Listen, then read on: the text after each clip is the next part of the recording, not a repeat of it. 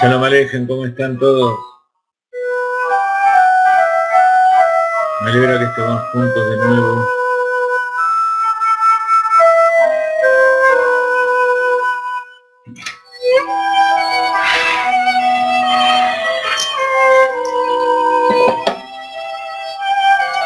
En épocas duras hay que poner mucha tzedaká.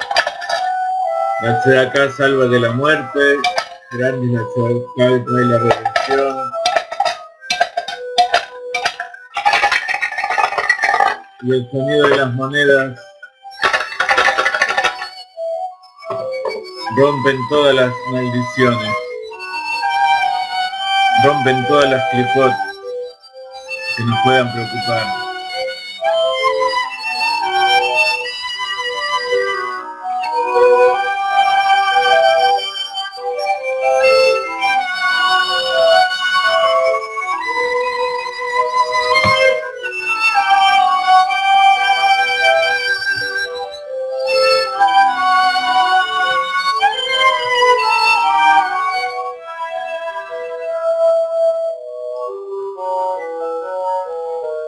¿Cómo están todos ustedes? ¿Se acuerdan lo que estuvimos la semana pasada de el Tanya?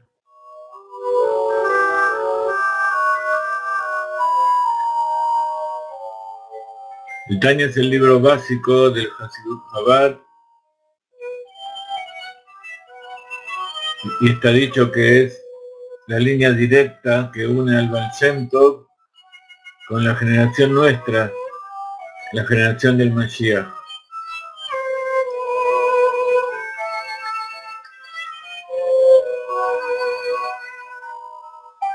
Hoy, aparte de tomar el tema que nos ocupa, el estudio del Tanya y cómo ser feliz, cómo estar alegres para servir a Dios con alegría y con salud, vamos a tocar un tema que nos estuvieron preguntando esta semana y hoy en especial en nuestros grupos de WhatsApp,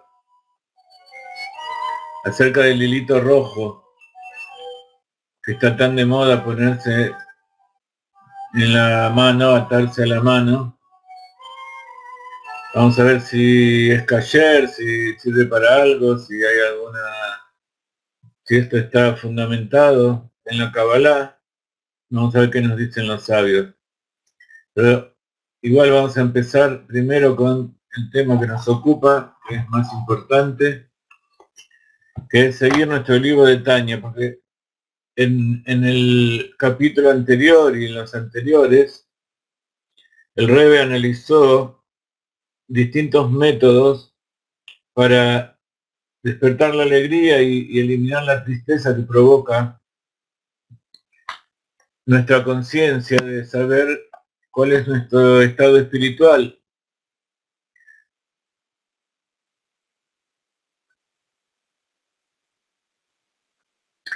Entonces aquí en este capítulo el Rebbe retoma el análisis de cómo conectarnos con Dios, cómo saber que todo depende de Dios. Entonces por eso también, por providencia divina, me propusieron hoy el tema, pero este capítulo nos habla justamente acerca de cómo evitar las malas energías, cómo eliminar el mal de ojo o evitarlo de la forma más perfecta y correcta. En años anteriores ya estudiamos el principio del libro de Tanya, aunque no llegamos a este capítulo, creo. Pero cuando quisimos empezar a estudiar el Tanya, como en nuestros grupos hay tantos Benei Noach, le preguntamos al Rab por dónde había que empezar. Entonces, el Rab me dijo que empecemos, tal como el Rebbe lo indica, Por el segundo libro del Sefer Atanya se llama Shar Aihud Ve'emunah, el portal de la unificación y la fe, que muchos de los que están aquí estudiamos juntos. Allí, como su nombre lo dice, es el portal para la unificación en el judaísmo, en la Kabbalah, en la Torá, significa, por un lado, unirse con Dios, para que cuando nosotros retornamos de esa separación virtual que Dios propuso cuando mandó nuestro alma al cuerpo para investirse en este mundo material, al volver estamos trayendo con nosotros todas las conexiones que hicimos con este mundo y entonces estamos unificando al mundo material con Dios. Ahora, en este capítulo vamos a ver que en realidad Dios es todo y todo es Dios. Entonces, ¿qué significa reunificar? Este tema lo tratamos cuando hablamos del motivo de la creación, cuando estudiamos el Arizal, el Hasdei David, la obra de uno de sus discípulos, donde explica, entre otras cosas, por qué Dios creó el mundo. Y ahí da 4 motivos por los cuales Dios creó el mundo. Uno de ellos, por supuesto, esos 4 motivos tienen que ver con las 4 letras de Dios, con los 4 mundos, con los 4 niveles del alma.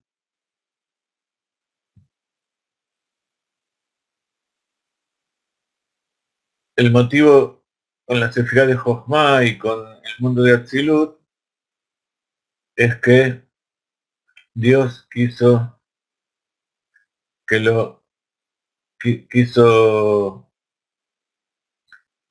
tener una morada para Dios en este mundo. El motivo, de acuerdo con Binah, era que Dios quería que alguien lo reconozca. Binah es conciencia, tomar conciencia. Cuando uno toma conciencia, reconoce la realidad, toma noticia de las cosas. Quería crear a alguien que lo reconozca como el creador. Entonces creó un mundo con seres humanos que tienen la capacidad de reconocerlo como creador.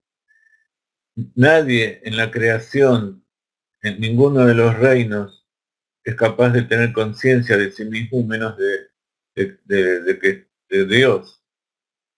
Pero cuando Dios crea a alguien que se siente separado a sí mismo, pone el alma dentro de un Yetzer Hará, de un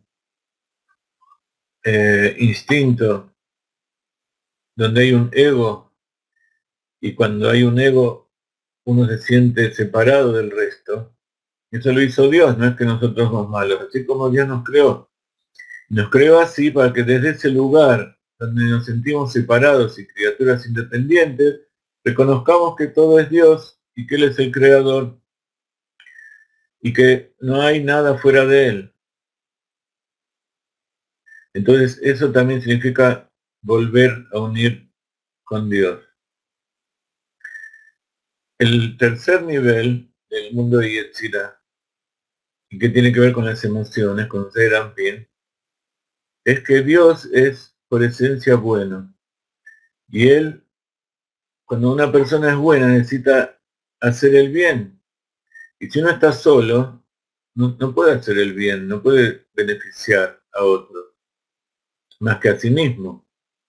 Entonces Dios creó una creación a la cual pueda beneficiar, hacer bien, amar, demostrar que Él siente un apego y aprecia y ama sinceramente al mundo que creó, tanto en la naturaleza como al ser humano. Y por supuesto, como Él nos creó imagen y semejanza, la expresión más elevada, la emoción más elevada que tiene el ser humano es el amor a Dios, el amor a su creador, el saber reconocer el bien que nos están haciendo, y entonces hacerle el bien a él también, crear una morada para él, es mostrar el amor, reconocerlo como el creador es el amor, hacerle tefilá solo a él, pedirle solo a él es también mostrarle amor. Y por último, Malhut, no se fía en Malhut, que es el mundo de la acción y que es también el nivel de acción de la persona,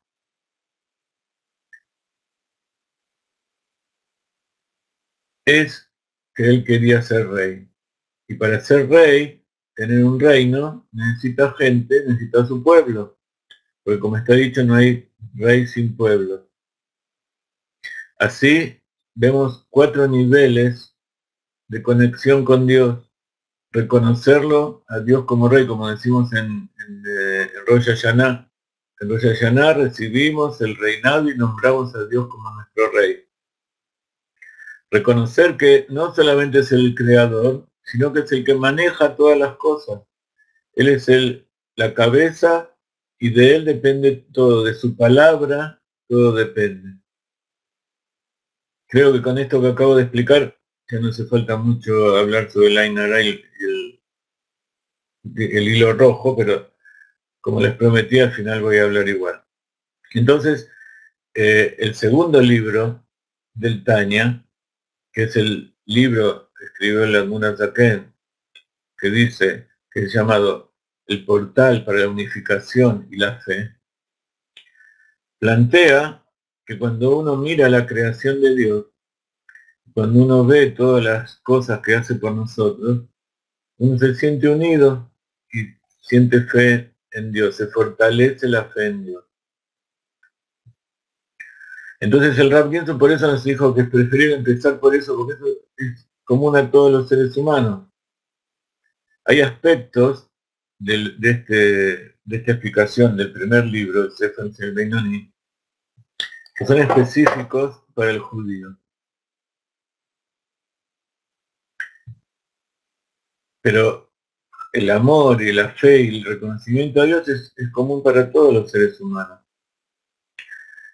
En los últimos años, el Rav Ginsburg nos empezó a expresar algo muy importante, y es que llegamos al final del exilio y tenemos que terminar la tarea.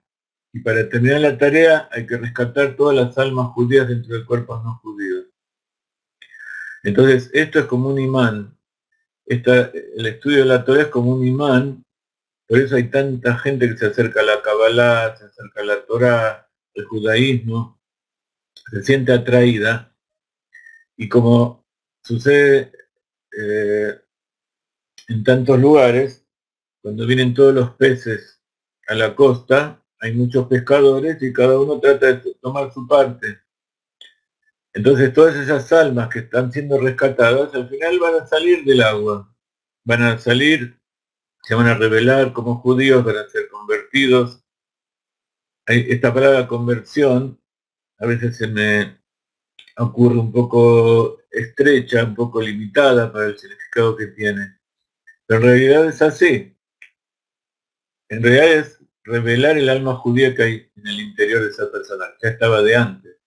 Pero revelar significa terminar de incorporar el alma divina que está en forma maquis, está en forma externa, inconsciente. La persona no sabe que es judía, no sabe lo que es judaísmo, no sabe que tiene adentro un alma que es diferente a la de muchas otras personas.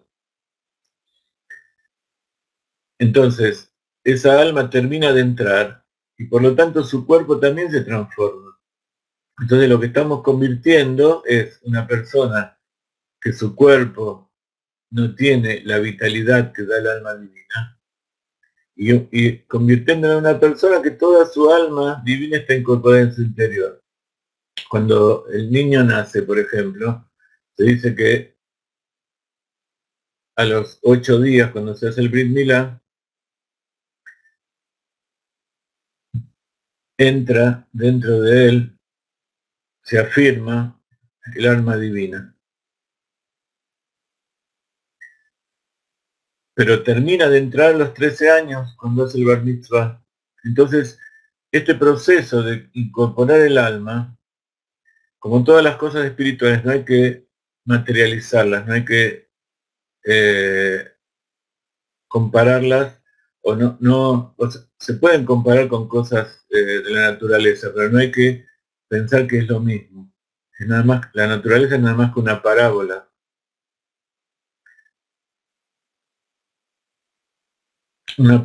de lo que es Dios. Así, el hecho de que el alma se incorpore significa que la persona toma conciencia. Y entonces esa conciencia se embebe en todo su cuerpo, y esa alma que el pueblo de Israel recibió en el monte Sinaí, cuando el pueblo de Israel se paró frente al monte Sinaí, recibió un alma extra, y ahí se convirtió formalmente en el pueblo judío. Esa alma se fue incorporando ya desde antes. El primero que empezó a incorporar esa alma fue Abraham Avinu. Abraham Avinu fue el primer converso, que él no cumplía los preceptos como están escritos en la Torá. Sin embargo, era un judío, su esposa.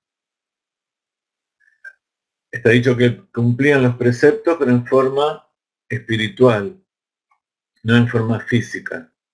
Entonces, los conversos también podríamos decir, los que todavía no se convirtieron, que cumplen los preceptos en forma espiritual, pero siempre y cuando tengan conciencia de ellos y sepan y cumplan los 7 preceptos. Entonces, cuando se cumplen los 7 preceptos, cada uno de esos 7 preceptos tiene muchas derivaciones. Entonces, cada vez se va formando más la conciencia de los 613 preceptos.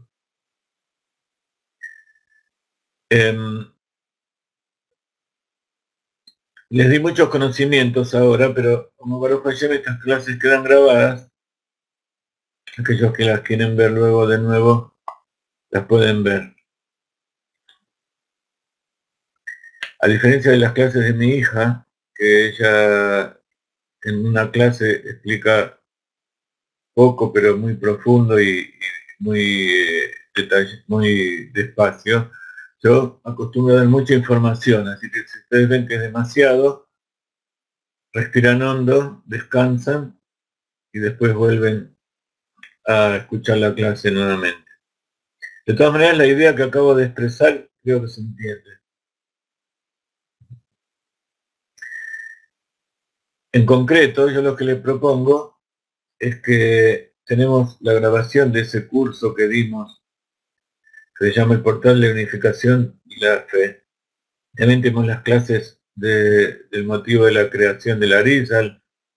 Entonces, los que quieran ir incorporando todo ese conocimiento, les proponemos que nos escriban y les vamos a dar las condiciones de los cursos para que los puedan adquirir a un precio mucho más bajo de aquel que los dimos, bajar los cursos a su computadora. Tenemos una lista bastante grande, aparte de estos que di.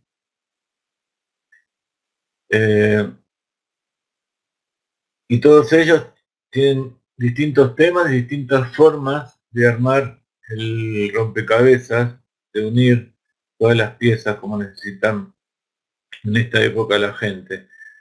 En otra época la gente iba estudiando de a poco. En este momento que tenemos que recibir al Mashiach ahora, no hay tiempo. Con Mesirut Nefesh, sacando de adentro en forma explosiva nuestra identidad, tenemos que confiar en Hashem, dejar de lado las dudas, los miedos y tirarnos a la pileta, tirarnos a la redención, a las aguas de la mikve, para purificarnos. Redondeando el tema, antes de empezar, decíamos que desde Abraham hasta que el pueblo judío recibió la Torá, es ese proceso en que la persona nace hasta que termina de entrar el alma divina en su interior. el judío que nace de madre judía, esa alma tiene un proceso que tarda 13 años. 13 años de maduración, por eso a los 13 años el hombre y a los 12 años la mujer se considera madura, se considera que ya tiene Bardad, se llama, que tiene libre albedrío. Libre albedrío porque tiene ya dentro de todas las dos conciencias, la conciencia física, natural, el alma animal, y también tiene el alma divina, entonces puede elegir entre los dos. Por supuesto, hasta ese momento hay que educarlo, para que cuando llegue ese momento no lo tome de sorpresa y tenga los elementos para poder cumplir los preceptos. Bar mitzvah significa que tiene obligación de cumplir los preceptos. Y con el converso pasa lo mismo. Lo único que con el converso no hay una edad fija, sino que es cuando la persona eh,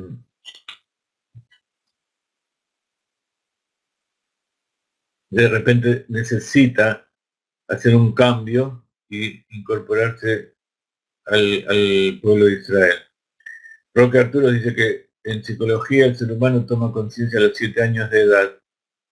Es que es una conciencia, lo que se llama la conciencia natural. La conciencia natural se conoce a sí mismo y conoce a todos los que lo rodean, pero todavía no tiene conciencia de que él dentro suyo tiene un alma y que hay un Dios que lo creó.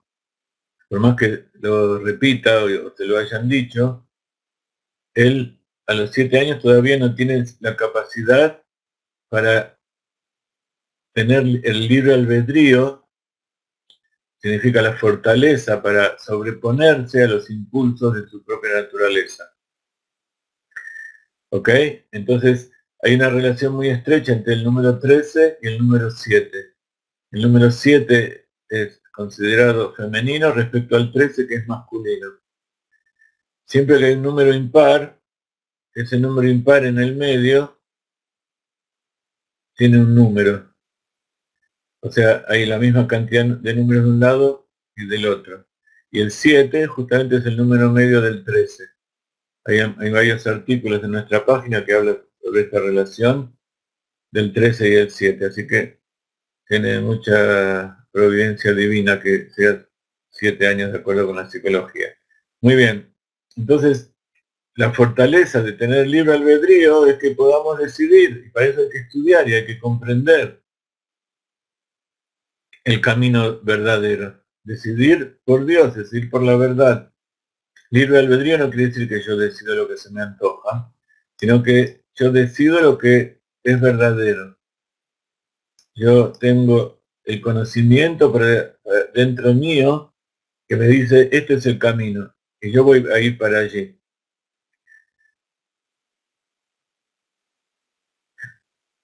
Muy bien. Entonces, decíamos que hasta ahora el Rebe nos explicó cómo mantener la alegría y eliminar la tristeza cuando nosotros meditamos acerca de todas las frustraciones espirituales que tenemos. ¿Cómo podemos seguir estando alegres? Habíamos visto varios asuntos que, que por el solo hecho de tener conciencia de que estoy en una situación mala, ya eso significa que es la mitad de la curación. El enfermo cuando sabe que está enfermo, entonces puede hacer algo para curarse, puede pedir ayuda. El que no entiende que está enfermo, cada vez se va a poner peor porque no puede hacer nada.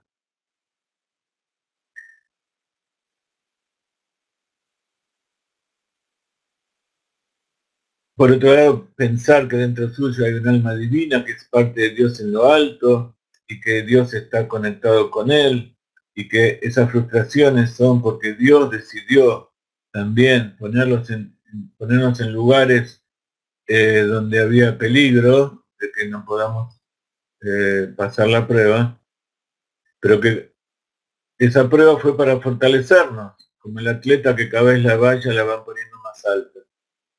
y van poniendo el peso que levanta más alto.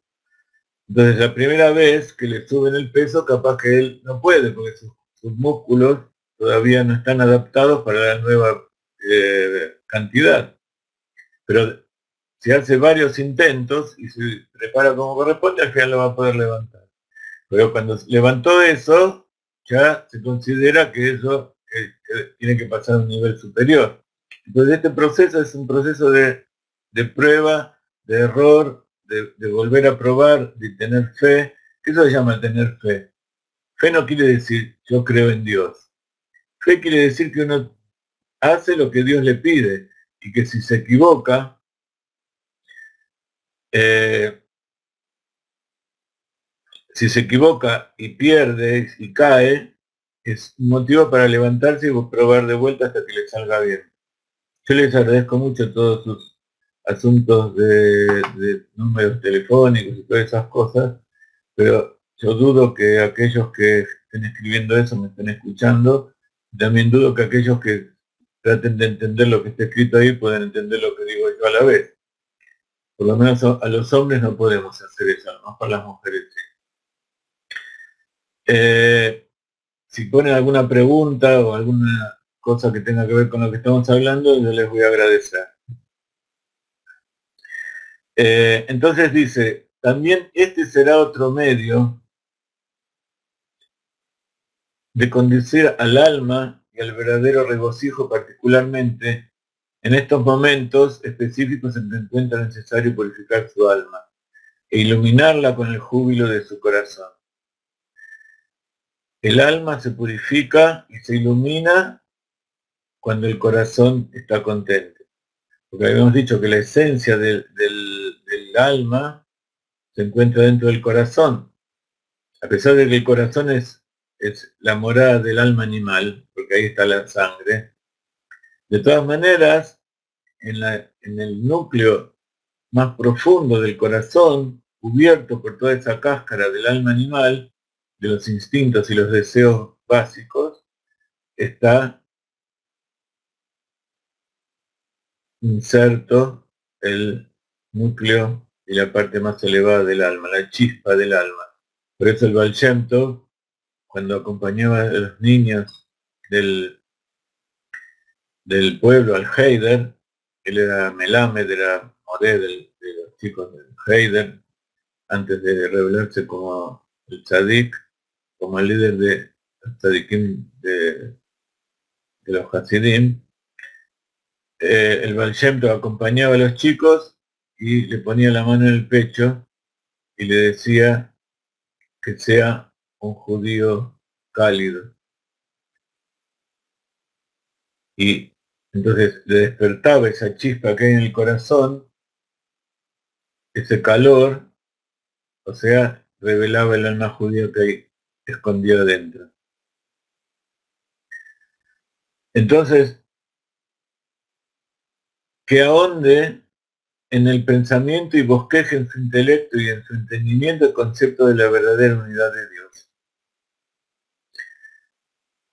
Por eso comenzamos hablando del curso del segundo capítulo, el Shara y Judá Emuná, el portal de la unificación y la fe. En realidad el Tanya iba a empezar con la segunda parte, con ese portal, porque como decía, es la forma para introducirse al conocimiento y el motivo por el cual tenemos que estar alegres y entender cómo somos. Alguna vez conté que cuando yo era un padre joven y tenía mis niñas en casa, chiquitas, y se sentían tristes, antes de ser datí, yo no sabía qué es lo que pasaba, pero les ponía la mano en el corazón y les decía que ahí adentro, a veces las nenitas tenían miedo en la noche, y decía, adentro tuyo, acá en tu pecho, hay una chispa de luz. Hay una luz que cuando vos tengas miedo, mirá ahí adentro y el miedo se te va a ir. Muchos años después, cuando fui datí, cuando estudié Hasidut, me encontraron el Baal Shem Tov hacía esto. Y entonces eso me llenó de mucha emoción, porque quiere decir que es algo que está intrínseco dentro del alma, dentro del corazón. Entonces esto es una nueva señal, si a ustedes les gusta pensar en eso, hacer eso, y en general si les gusta todo lo que estamos hablando, significa que también dentro de ustedes hay un alma judía que hay que despertar y hay que sacar. Entonces, ¿qué significa pensar en la verdadera unidad? Que ahonde en el pensamiento, o sea, que medite, que piense en eso. Meditar en el judaísmo no significa dejar que las cosas fluyan, sino quiere decir tomar un tema y analizarlo. Por supuesto, dejar que entren ideas de arriba, del inconsciente, que se revelen en Jochma, pero esas ideas tienen que ser tomadas por Binah, y depurarlas y refinarlas, porque a veces la persona recibe pensamientos extraños, y tiene que saber depurar, eso también es parte del libre albedrío. Si eso que yo estoy pensando es el mensaje que me está dando, es verdadero, es para mí, o tengo que interpretarlo en forma diferente, o si es algo que me corresponde.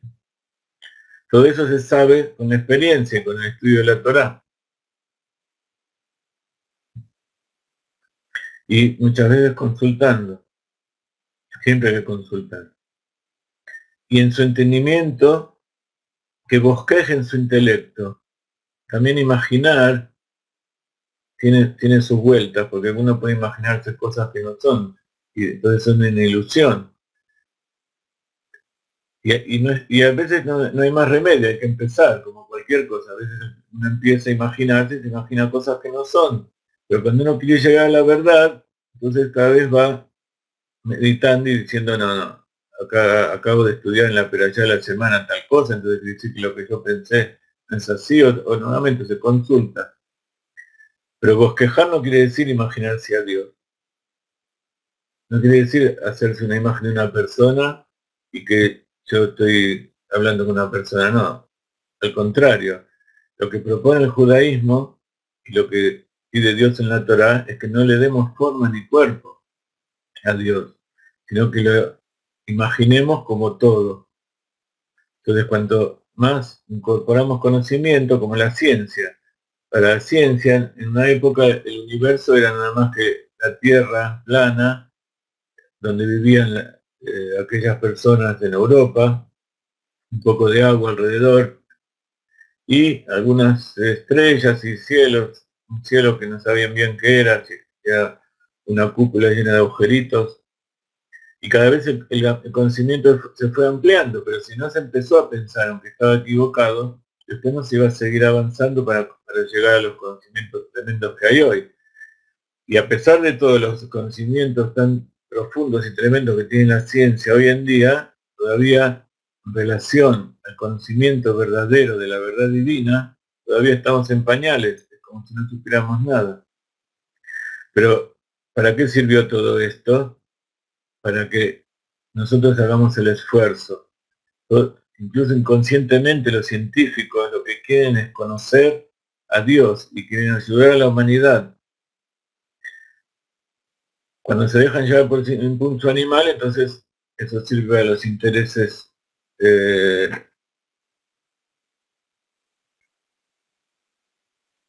bajos y animales.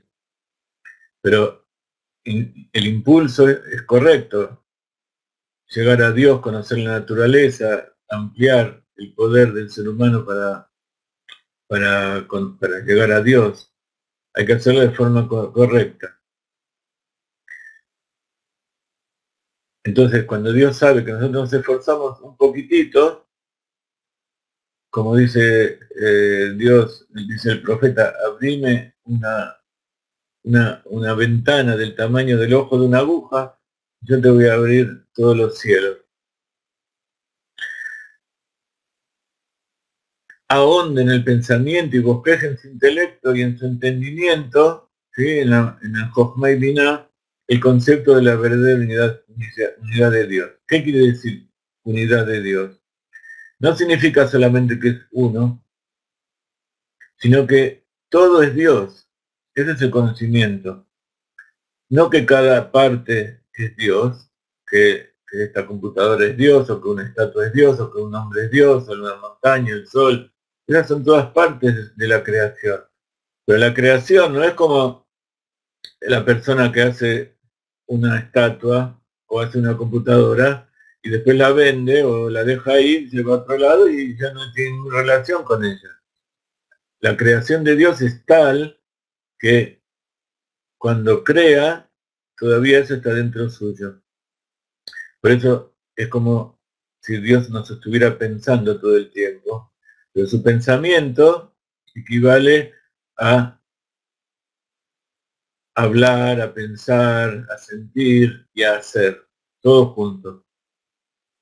Lo que pasa es que nosotros lo dividimos para comprender y unir todo eso, que todo funcione junto, también es parte de unir a Dios. Dios es uno, Dios es único, porque puede decir que Dios es uno, pero hay otro Dios es, eh, que es uno, o que hay subdioses. No, no hay subdioses. Está Dios y la creación, Dios y lo que Él creó, los ángeles, los mundos, los sefirot, las letras, el mundo material, las almas del hombre, Dios y todo eso. Y en relación a Dios todo eso es como nada. Es como el hombre y su pensamiento. Que la persona piensa y en cualquier momento puede cambiar lo que está pensando y eso, lo otro se fue, no existe más y ahora tiene un nuevo pensamiento. Así Dios crea los mundos.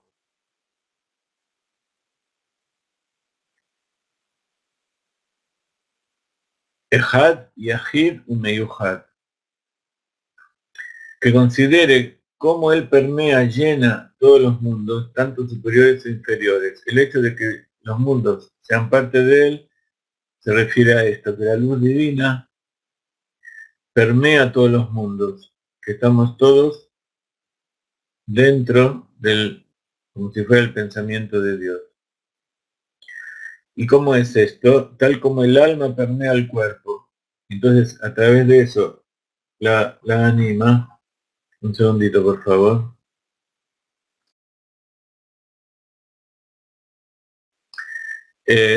Yo me demoro bastante en leer este capítulo porque si comprenden todo esto que estamos hablando, todo lo que sigue va a ser más fácil.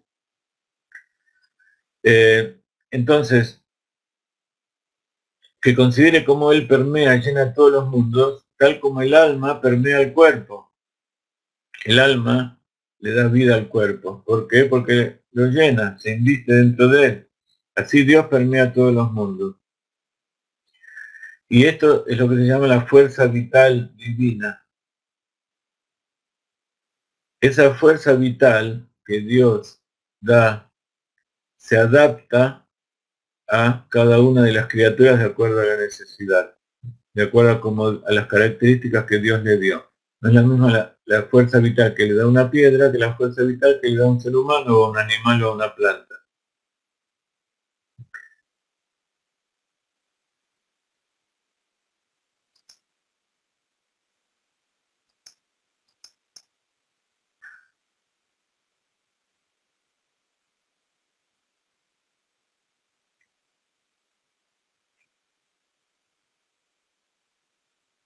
Entonces, por eso hay lo que se llama mundos superiores y mundos inferiores. Los mundos superiores tienen una vitalidad diferente a los mundos inferiores. Y también pasa lo mismo dentro de los distintos niveles y criaturas que hay en cada uno de los mundos. Así, en los mundos más espirituales la revelación, la fuerza vital es mayor que la fuerza que hay en los mundos inferiores. ¿Por qué? Porque ellos tienen la capacidad para recibir más, tienen los recipientes más abiertos, más fuertes, menos toscos y cerrados. Por eso hay una luz que llena los mundos y una luz que rodea los mundos.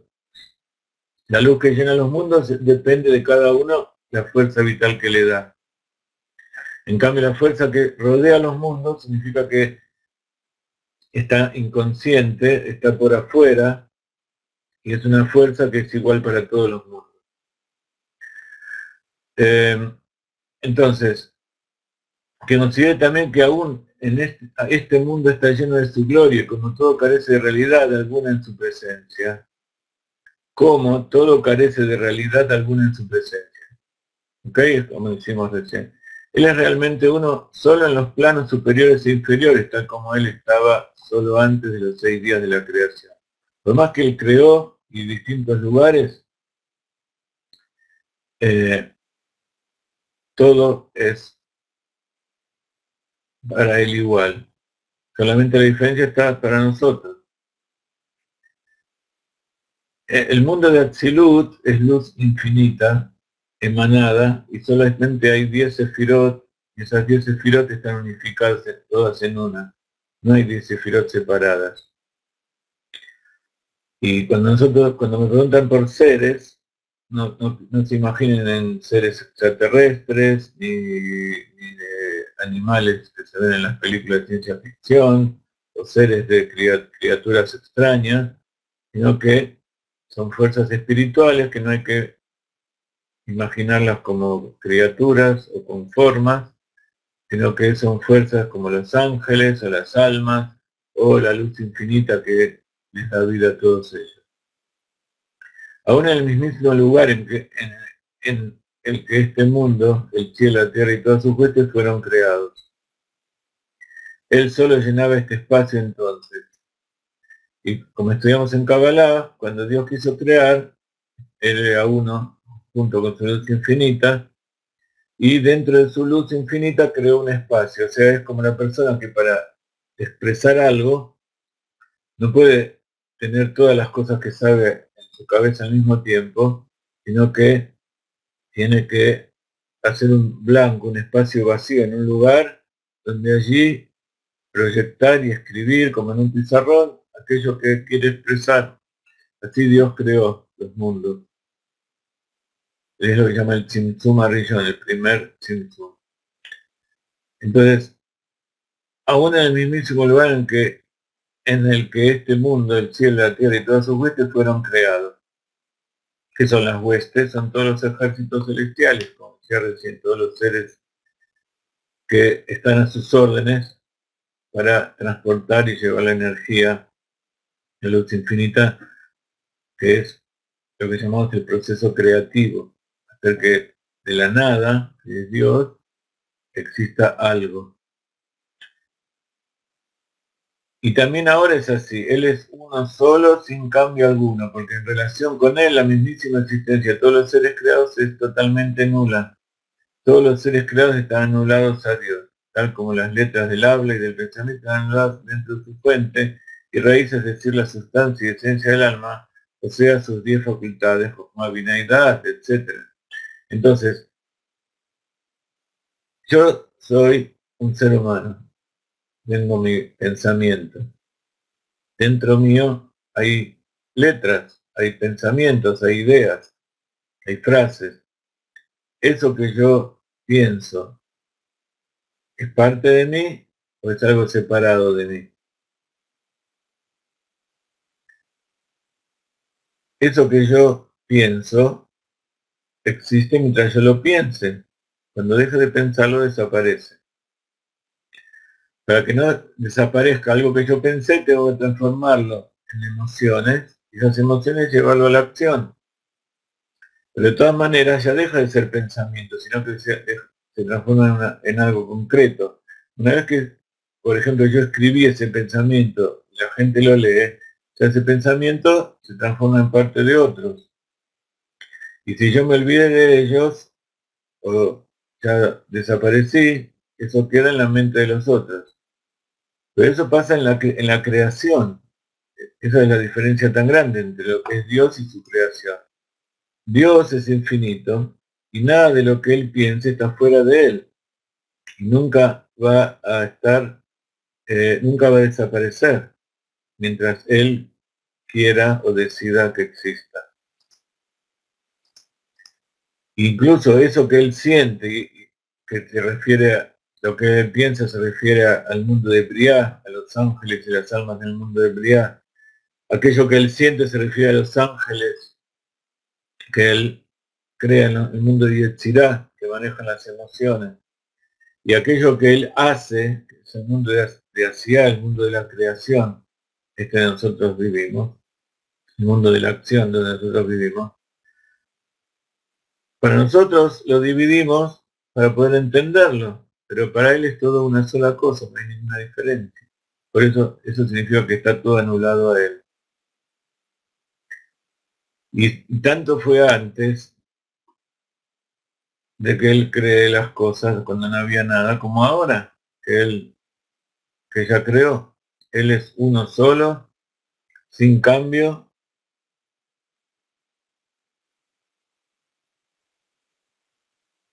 alguno, porque en relación con él, la mismísima existencia de todos los seres creados es totalmente nula. Todos los seres creados están anulados a Dios, tal como las letras del habla, el pensamiento están anuladas dentro de su fuente y raíz, es decir, la sustancia y esencia del alma. O sea, sus 10 facultades. Acá estamos, el Rebbe nos está explicando qué son los distintos niveles de formación de las cosas. Está Dios y la esencia infinita del mundo.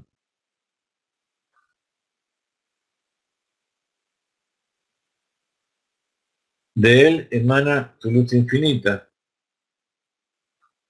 Y todo lo que él crea, a través del habla y el pensamiento, que está compuesto por letras, todo está anulado a él. Incluso la sustancia y la esencia del alma que él crea. O sea, sus 10 facultades. Todo lo que él creó fue a través de 10 sefirot. 10 sefirot, Jochma, que es la chispa de inspiración que se revela del inconsciente, la primera sefirá. Binah, que es el entendimiento, la meditación en esa idea que se creó. Da'at, que es ahí es donde está el libre albedrío, donde uno decide si eso quiere que pase al próximo nivel, que sea creado o no, si es verdad o no. Y entonces ese Da'at conecta el pensamiento con las emociones. Entonces viene después Gesed, bondad, etcétera. Todo esto lo vamos a meditar en nuestra clase, en nuestro curso de meditación que vamos a empezar dentro de poco. Y de todas maneras lo pueden ver en nuestra página, Dimensiones.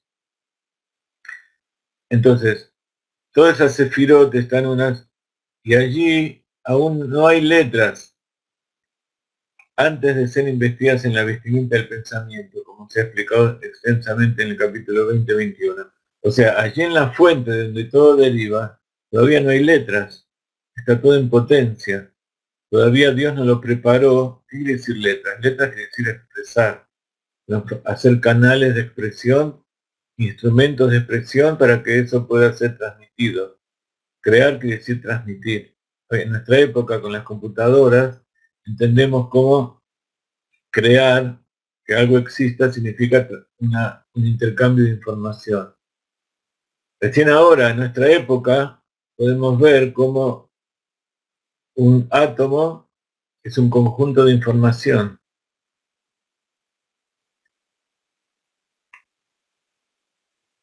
Uno puede, teóricamente, los sabios de la ciencia están viendo cómo transportar un paquete de información, o sea, una partícula de energía de aquí y generarla en otro lado. Entonces cada vez nos estamos acercando más al concepto exacto de cómo Dios creó.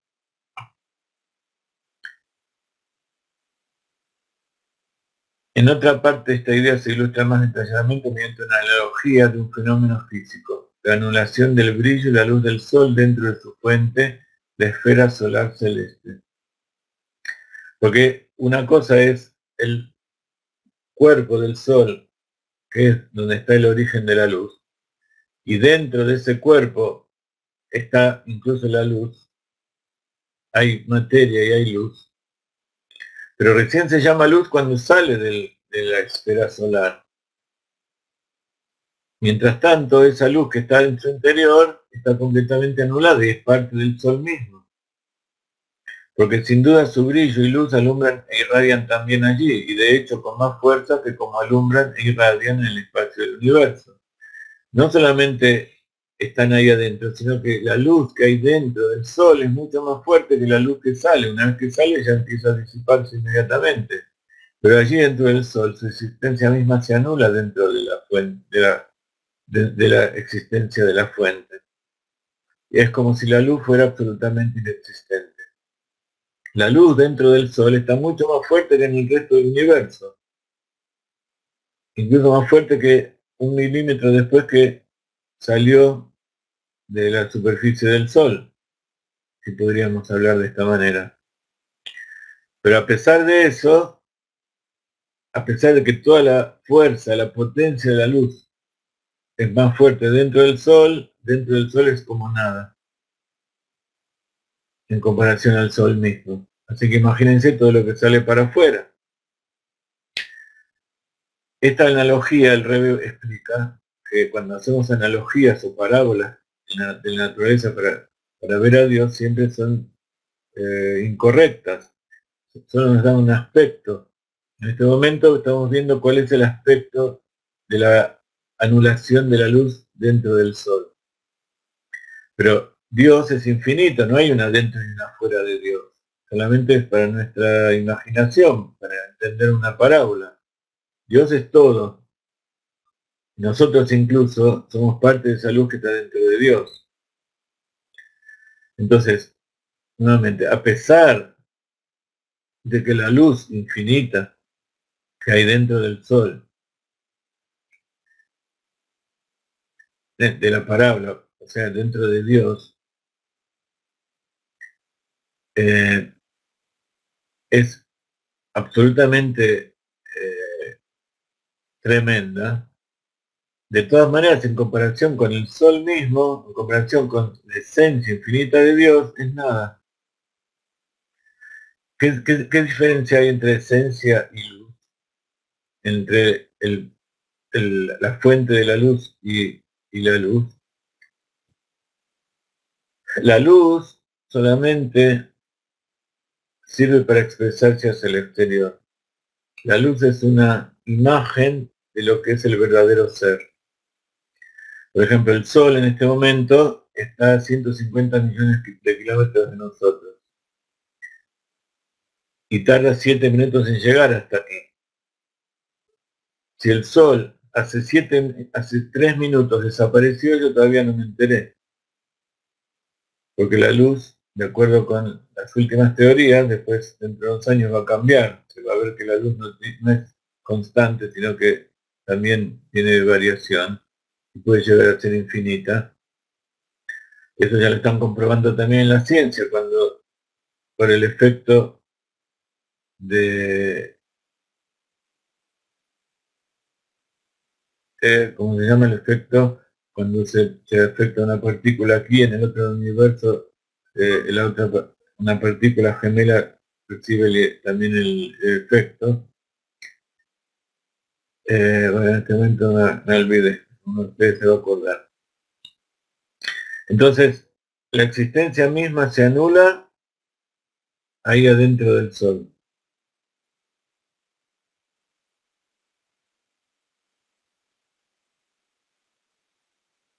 Pero Dios es todo, entonces toda la creación y toda la luz que sirve para expresarse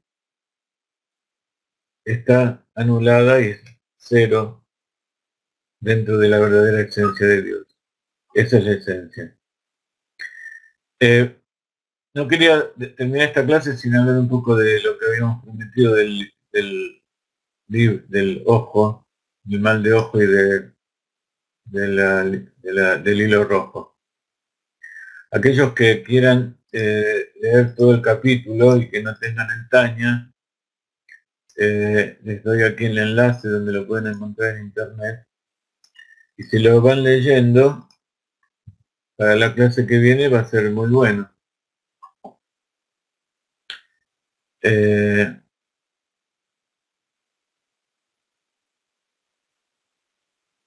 Después me voy a acordar cómo es la teoría esa de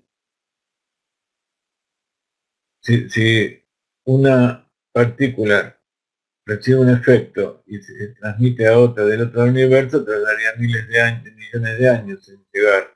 Sin embargo, los físicos vieron que el efecto se transmite de forma instantánea, que decir que hay una comunicación que está por encima de la luz.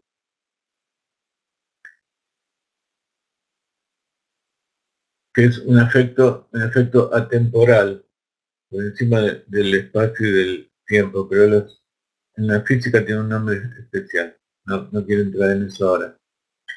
Quería hablarles un poco de el tema del hilo rojo.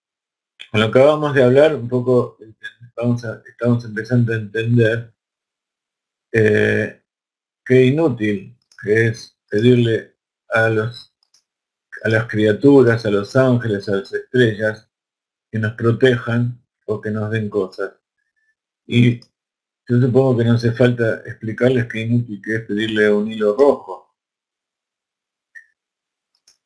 Porque por un lado, todo lo que quiere que Dios suceda va a suceder, por más que nos pongamos hilos o no nos pongamos hilos. Y si nosotros pensamos que hay fuerzas extrañas que tienen más fuerza que Dios, significa que no estamos pensando en el Dios, no estamos creyendo en el Dios verdadero, que es el que es infinito. Entonces, las clases estas de Tania, la idea es que comprendamos cuál es la verdadera naturaleza de Dios, en qué Dios tenemos que creer, qué significa Dios, y poder meditar en lo infinito, poder ir acercándonos, incluso a veces por el método de la negación, o sea, por el método de Idiata Shlila, cuando uno no sabe, no puede conocer cuál es la verdadera definición de algo, tiene que empezar por definir qué no es. Entonces, como Dios es por naturaleza incognoscible, lo que sí podemos hacer con Dios es saber qué no es. Y a medida que sabemos qué no es, nos vamos a ir acercando a lo que sí es. ¿Ok? Esa es la idea del judaísmo, que es Dios y qué significa la fe en Dios y cómo nos tenemos que relacionar con Él. Y entonces hay gente que propone que si uno tiene problemas, hay que buscar amuletos y fórmulas mágicas, utilizar métodos pseudo cabalísticos para que eso nos ayude. Entonces, en principio, el Ainara existe, el mal ojo existe. ¿A quién le afecta? A aquellas personas que son influenciables. En definitiva, ¿qué es? Cuando una persona tiene algo, por ejemplo, la envidia es una de las fuerzas los motivos más grandes del mal de ojo. ¿Qué significa? Que yo tengo algo, me compré un auto, me compré una casa, tengo una esposa, tengo hijos, casa, tengo pelo rubio, tengo zapatos nuevos, me va bien en el colegio, eh, nací en determinado país, cualquier cosa puede ser. hay otra persona que me está mirando o que me conoce y dice, ¿por qué a él sí y a mí no? Entonces cuando una persona pregunta eso, se genera en el cielo un juicio. Entonces viene el ángel acusador y dice, a ver, vamos a ver, a lo mejor esta persona tiene razón. Entonces miran y dice, a ver, esto que esta persona tiene, ¿está bien que lo tenga? Entonces, si está bien que lo tiene, no tiene problema. O sea, si hizo méritos suficientes como para que eso no tenga derecho a tener eso, Dios se lo dio en buena ley. Ahora, si él lo logró por métodos no correctos, entonces ahí esa persona es castigada.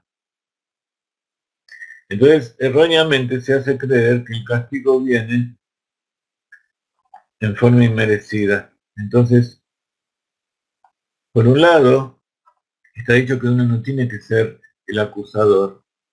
La envidia es una de las peores cualidades que puede tener una persona.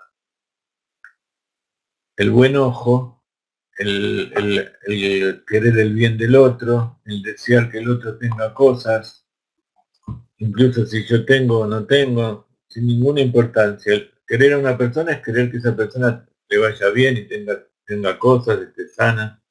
¿Por qué el otro está sano y yo no? Entonces cada uno tiene lo que Dios decidió que va a tener y le falta lo que es lo que decidió que va a faltar. ¿Cómo se consigue que Dios le dé cosas a uno? Dijimos antes, uno tiene una tarea en este mundo, para eso Dios lo mandó. De acuerdo a la tarea que le dio, va a tener las cosas que necesita para cumplirla. Si la persona no cumple con su tarea, entonces esas cosas que hay o se las quitan o se enmohecen, se estropean y no sirven. Si esa persona cumple con su tarea y se esfuerza para hacerla cada vez mejor, cada vez le dan más cosas. Entonces, si la persona se preocupa en servir a Dios, en estudiar Torah, en hacer, en rezarle a Dios, que es como dijimos antes, reconocer que eres el rey, reconocer que eres el que hace el bien y reconocer que Él es el creador, reconocer que Él quiere una morada y le tenemos que trabajar para que tenga una morada. Si nosotros hacemos todo eso, puede ser que a veces tengamos problemas. Pero son problemas que nos dan para que los resolvamos, no como castigo. Si uno siente que cuando le pierde algo o le falta algo es un castigo de Dios, entonces quiere decir que está pensando en otro Dios. No está pensando en el Dios verdadero, está pensando nada más que en la idolatría. Por eso los malos pensamientos, incluso el negativismo, la depresión, el enojo, todo eso es idolatría. Porque la persona piensa que le pasan cosas sin motivo. Cuando uno sabe que todo viene de Dios, primero le pide a Dios. Segundo, hace cosas para merecer que Dios le dé, para no tenerlo de forma gratuita. Y trata de ayudar a los demás. Entonces, todas las otras más personas aprenden de su ejemplo y ven que esa persona es feliz y tratan de ser feliz como ella.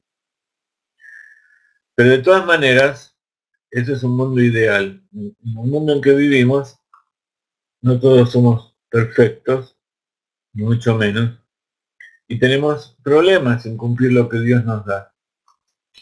Entonces, por eso le pedimos que tenga misericordia, que todo lo que nos da, no nos dé porque lo merecemos, sino que nos dé por su misericordia, porque Él es bueno, porque Él lo quiere dar aunque no lo merecemos. Y que lo que queremos, le estamos pidiendo, no es para nuestro propio beneficio, sino es para beneficiar a otros, incluso para beneficiar a Dios, para hacer su trabajo. Y a mí no me importa, todo lo que yo necesite va a venir en forma automática para que yo pueda hacer las cosas. Y si no viene lo que yo quiero es porque no lo necesito, no tengo que hacer eso que yo quiero. Tengo que saber qué es lo que Dios quiere. Y uno de los ejemplos en la Torá del mal de ojo es la historia de Bilam, el profeta del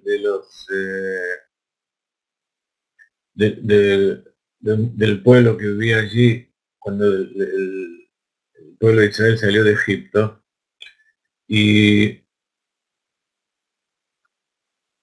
Balak era el rey de los ¿de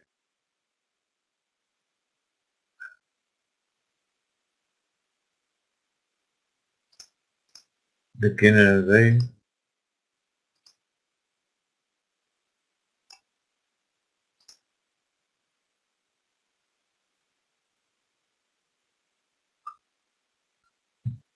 Balak era el hijo de Zippor, el rey de los amoritas.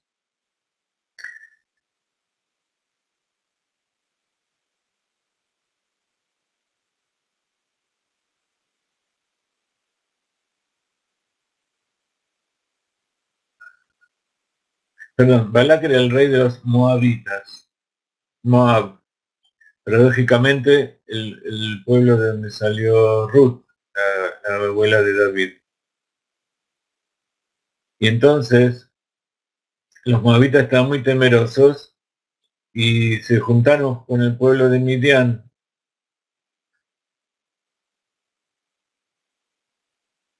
Y del pueblo de Midian, de los midianitas, estaba Bilam, que era el profeta. Entonces, Balak vio todo lo que le hizo a los amoraitas y se asustó mucho, porque vio que ese pueblo estaba defendido por Dios.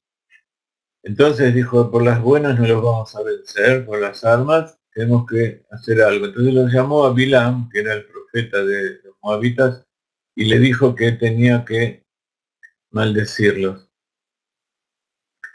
Entonces tardó mucho en convencerlo, hasta que vino y él le dijo, yo no puedo decir nada que Dios no me diga, pero de todas maneras él odiaba al pueblo de Israel, pero no era estúpido, él sabía que si Dios no le permitía maldecir al pueblo de Israel, por más que él quiera no le iba a maldecir, no iba a poder.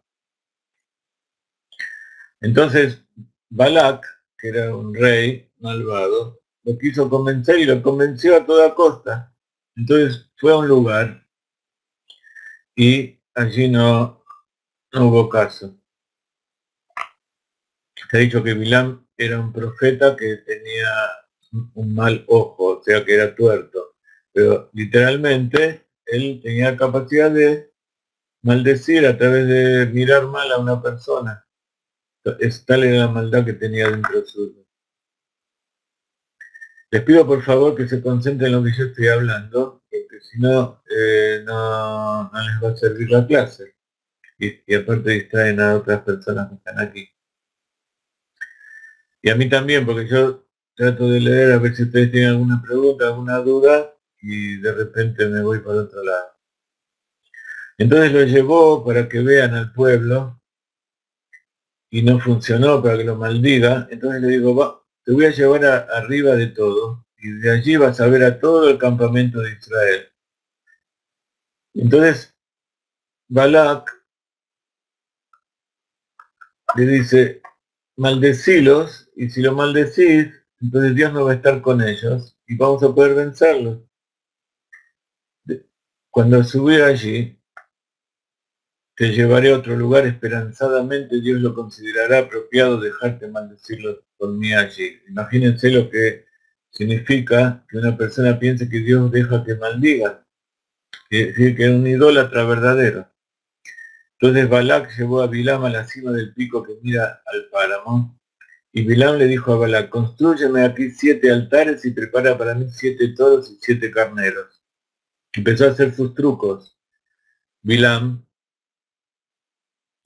para sacrificar animales para congraciarse con Dios. Entonces Balak hizo como dijo Bilam, sacrificó un toro y un carnero como ofrenda quemada sobre cada altar. Y cuando Bilam se dio cuenta de que Dios deseaba bendecir a Israel, no procuró las fuerzas ocultas como había hecho antes. En vez de ello, posó su mirada hacia el desierto. Y entonces, cuando Bilam alzó los ojos y vio a Israel morando en paz por tribus, el Espíritu de Dios estuvo sobre él. ¿Qué fue lo que pasó? Está dicho que en los campamentos, imagínense que había 3 millones de personas, estaban todos en carpas. Y dice que la puerta de cada carpa no se veía la puerta de la carpa del otro, del vecino. O sea que cada uno, para cuidar su modestia, no podía mirar dentro de la carpa del otro. Y vivían en paz. Ese es otro de los secretos. Cuando el pueblo está en paz, la familia está en paz, cuando dentro de uno la persona está en paz, ¿qué quiere decir que está en paz? Que está feliz, está completa, está en paz con lo que él tiene que hacer, con su actitud, con sus cosas. Nuevamente es difícil conseguir eso. Pero en ese momento el pueblo de Israel estaba así. Entonces nos está dando un ejemplo de cómo se combate el Ain Hará, el mal ojo. Cuando Bilam alzó los ojos y vio cómo estaban viviendo ellos, que ellos cuidaban y vivían en paz, y cuidaban la modestia, el Espíritu de Dios estuvo sobre él. Entonces él no tuvo más remedio que reconocer que sobre Israel no podía hacer nada. Entonces Dios se le reveló, proclamó su oráculo y dijo, esta es la palabra de Bilam, hijo de Beor, proclamó su oráculo que empezó a decir lo que él visionaba. La palabra del hombre con el ojo iluminado.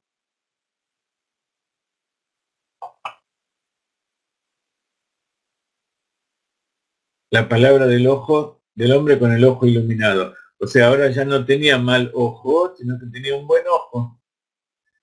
Ni un ojo que era de luz, porque emitía buenas ondas, digamos. Es la palabra de alguien que oye los dichos de Dios, que tiene una visión del Todopoderoso cayendo en un trance meditativo con penetración mística.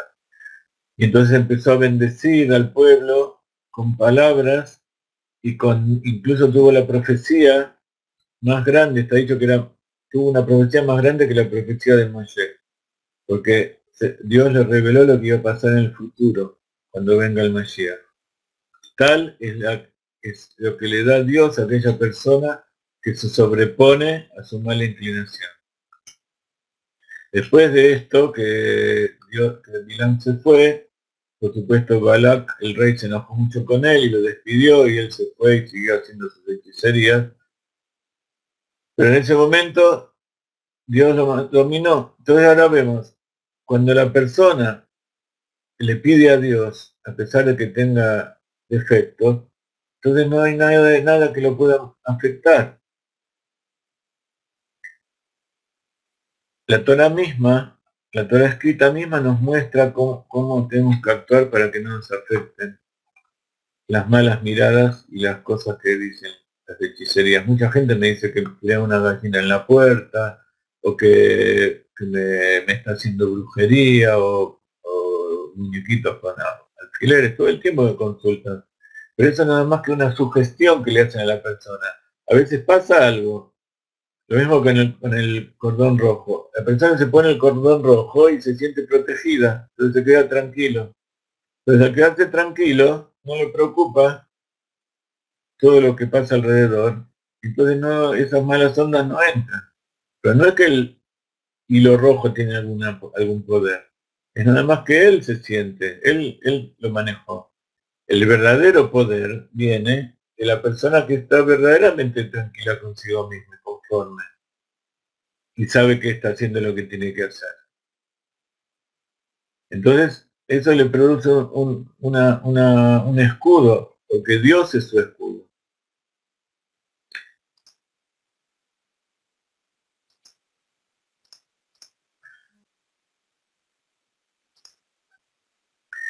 Entonces, en este verso de Bilam está basado el tema de la inara, del mal de ojo. Y ese mal de ojo entonces sí, porque la persona mira y genera ángeles acusadores contra el otro.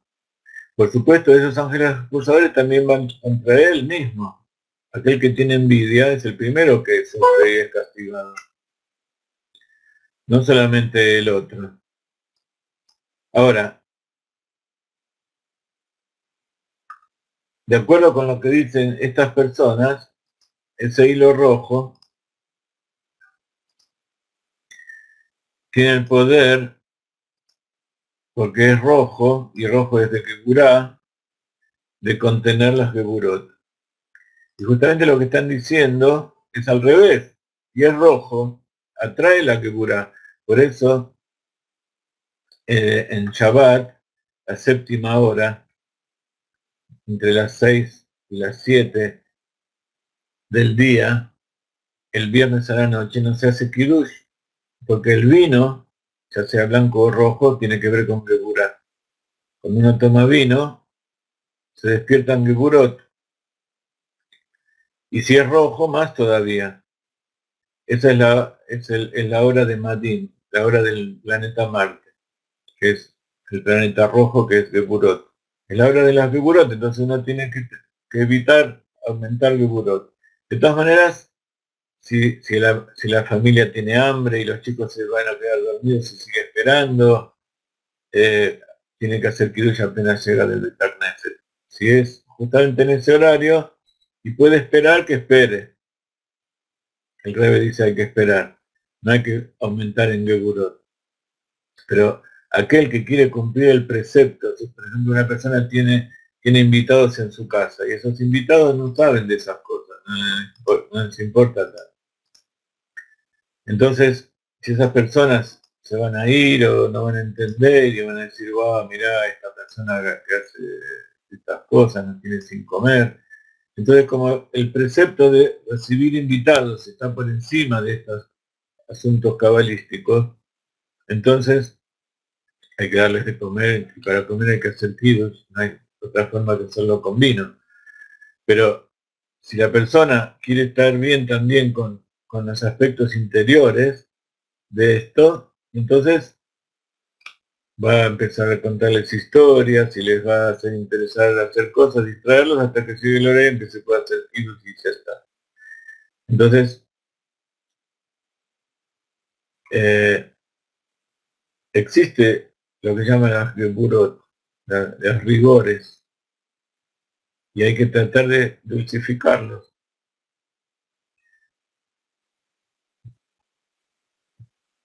El kiddush se hace el viernes a la noche y el sábado al mediodía, en Shabbat al mediodía, en las dos comidas de Shabbat. Entonces, hoy escuchaba con alguien que le pregunté, me dice, el hilo rojo da mucha fuerza, da mucha suerte. ¿A quién? Aquel que lo vende. Le están vendiendo a $30 un hilito rojo que le atan en la muñeca, venden a $30. Y entonces, claro, ¿cómo no va a haber cantidad de gente que se ocupa de vender y engañar a la gente con esas cosas?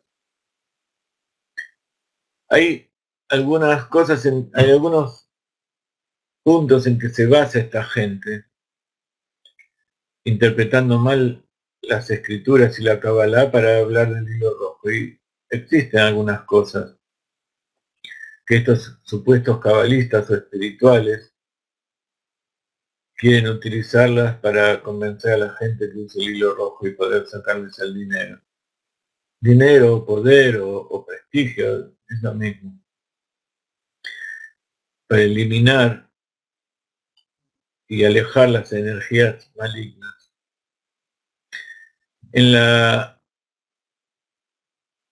el Talmud, en el Masejet Shabbat, en la Tosefta, en el capítulo sexto, hay una halajá que dice, Mordejai Aemori, uno de estas del pueblo de Bilá, de Balá, que acabamos de escuchar, de ese pueblo que fue vencido por el pueblo de Israel, muchos años después, dice que se hacía nudos en la pierna, y también se ponía un hilo rojo en su dedo. Y dice el Talmud, este tipo de acciones son llamadas el estilo de los emoritas, que eran uno de los pueblos idólatras que vivían en el camino del pueblo judío cuando iba a Israel, y que carece de todo valor y que está muy cercano a la idolatría, a Bodat Elilim, y está prohibido con una prohibición completa. Atarse campanitas o todas cosas en el miembro, y ponerse un hilo rojo en el anillo, en el dedo. Entonces, él lo hacía para tener determinados poderes, entonces de ahí sacaron algunas personas que ese hilo rojo le podía servir para algo. Entonces, hay otra cosa que tiene que ver con el hilo rojo, y que incluso algunas personas judías, religiosas, lo adoptaron, que es que el Mizbeach, el altar exterior del Beit HaMikdash, tenía un hilo rojo que lo separaba en dos, para separar eh, y poner un límite entre las sangres superiores y las sangres inferiores. Entonces esto también alude a una conexión que podría haber, porque eso se llamaba Hut Asikra, se llamaba también el hilo rojo. Entonces, estas personas parecía como que tomaron eso para utilizarlo por alguna secular, para evitar el mal de ojo, para tener algún poder. Pero de todas maneras, los sabios no encontraron en esto ninguna conexión con ningún hilo rojo que se puedan poner para protegerse de nada, y que no tiene ningún valor espiritual. Y hay otra cosa que hacen, es que dar vueltas alrededor de la tumba de Rachel con un enrollo de hilo rojo, y después lo cortan en pedacitos y lo reparten y lo venden. Sí, justamente lo que me están preguntando aquí. Entonces, ¿por qué dicen que hacen esto? Porque al dar vueltas alrededor de Rachel con el hilo rojo, lo carga de una energía que protege del Ain Hara y de todos los seres perjudiciales. ¿Por qué? Porque está dicho que Rachel, ella es la protectora del pueblo de Israel, y está al lado de Bethlehem, en el borde de la tierra de Israel, esperando que todos los judíos, todos sus hijos, el Bené Israel, vuelvan del exilio. Cuando vean el exilio van a pasar por ahí, y ella está llorando todo el tiempo, esperando y pidiéndole a Dios que termine el exilio. Entonces ellos hacen creer que si dan 7 vueltas, como las 7 altares que hizo este Bilam, eso le carga una energía especial, pero nuevamente los sabios de Israel dicen que eso no tiene ningún fundamento y no tiene ningún valor. Y después hay otra fuente en la Torá que habla del hilo rojo, Hut Ashani. En hebreo, hilo rojo se dice Hut Ashani. Y que dice, bueno, son los últimos 5 minutos y termino con esto y terminamos con la clase. Porque está dicho que, ¿se acuerdan que Tamar era la nuera de Yehuda? Y como sus dos hijos, el primer esposo, Onán, no quiso tener hijos con ella y derramaba la semilla en la tierra, entonces Dios lo mató, se lo llevó, lo mató, después al segundo hijo también, y Yehuda no le quiso dar el tercer hijo porque tenía miedo que también se muera él. Entonces Tamar lo engañó a Yehuda, se hizo pasar por ramera, se acostó con él y quedó embarazada. Y quedó embarazada de 2 hijos de mellizos que luego se llamaron Pérez y Zerah. De Pérez salió David, el rey Mashiach, el rey querido de Israel, de donde viene el Mashiach. Pero dice que durante el parto, Zerah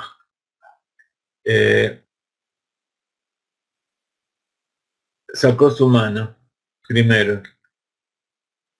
Y entonces la partera, para determinar quién era el primogénito, ató un hilo rojo en la muñeca. Pero después vino Pérez, y por eso su nombre, Oretz, quiere decir que arremetió y salió el primero. Entonces, Zerach salió después, no tuvo más remedio que volver a meter la mano adentro, y con eso se supo que el otro había salido primero, pero de todas maneras el primogénito fue Pérez porque él salió.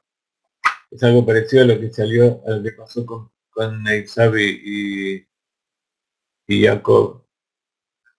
Entonces dice, este salió primero.